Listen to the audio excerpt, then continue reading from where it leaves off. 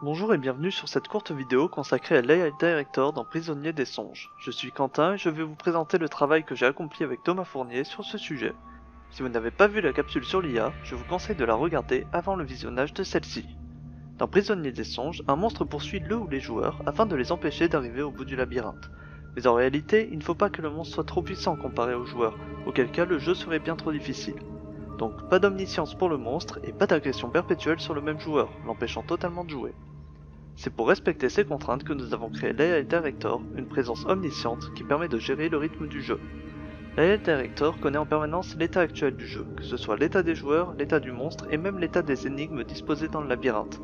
Ainsi, pour éviter que le monstre reste bloqué dans une partie inutile du labyrinthe, il va lui donner l'ordre de regarder une partie plus intéressante, autrement dit plus proche des joueurs.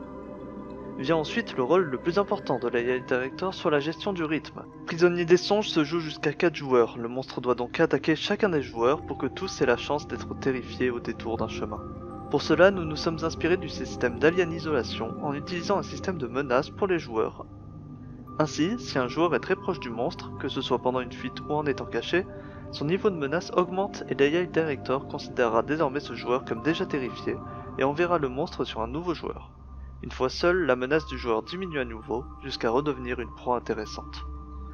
Pour améliorer ce système, nous implémenterons d'ici peu deux cartes d'influence qui se superposeront, l'une pour l'état du labyrinthe si le chemin mène à un cul-de-sac et des énigmes si l'énigme est résolue, et l'autre pour l'état des joueurs s'ils sont regroupés ou non.